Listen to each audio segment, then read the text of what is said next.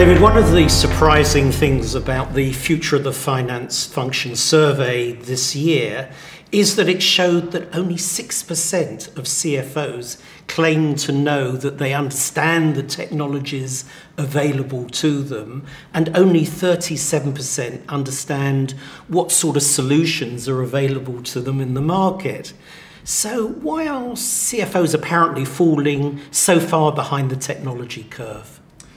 I think there's a couple of reasons for that. One is just that finance professionals are constantly spending their time in the weeds, kind of running the business, engaged with the day-to-day, and they don't have time to lift their heads and really see what's out there, what's new, what's coming down the line in terms of technology, until they really have to. And sometimes that's only brought about when their system really is on the edge of collapse, or it actually collapses, or there's a change in management and they're forced to kind of review what's going on. I think the other thing maybe is the technology industry's fault, in that we're constantly producing new buzzwords, new technologies, lots of stuff coming in from all different areas, which can be quite confusing. And maybe they spend a lot of the time burying their heads in the sand and trying to ignore all the change that's happening out there. So one of the related findings is that CFOs are increasingly turning to software houses for advice on finance transformation. In fact, the gap between software houses and consultancies is closing, so they're placing more dependency on software houses. So do you think the process of choosing systems is actually changing? And why are CFOs looking to software vendors to play a more active role? I think the process of selecting systems is definitely changing.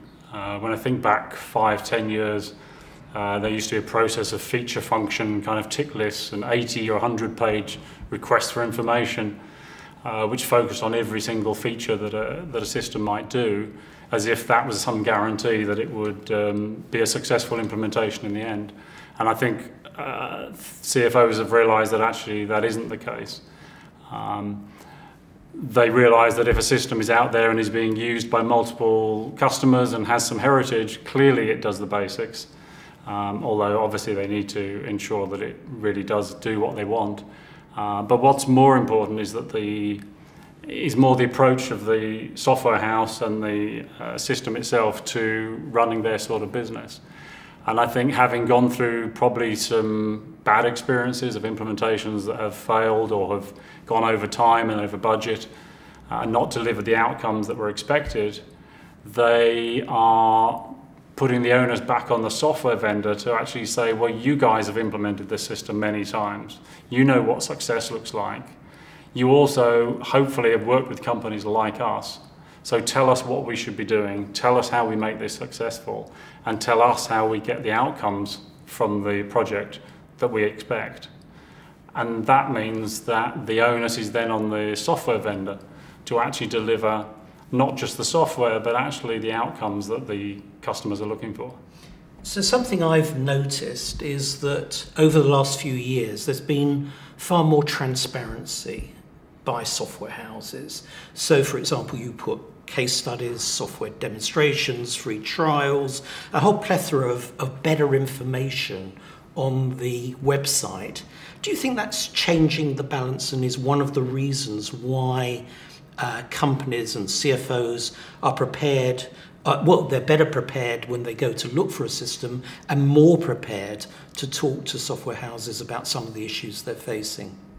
Yes, I mean, what we find today is that when we're approached by a potential customer, they've done a lot of research already. Where in the old days they might go around 10 or 20 vendors and ask them kind of basic questions about the system. They've often done the research because it's out there. The great thing about the web is that they can see the system, they can find out what's going on. They can even potentially approach customers who they know are using the software. So we often find they're very informed.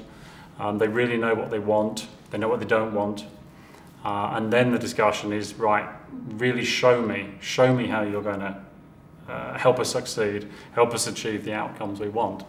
So it leads to a much more detailed, much more informative discussion, and I think a better engagement on both sides.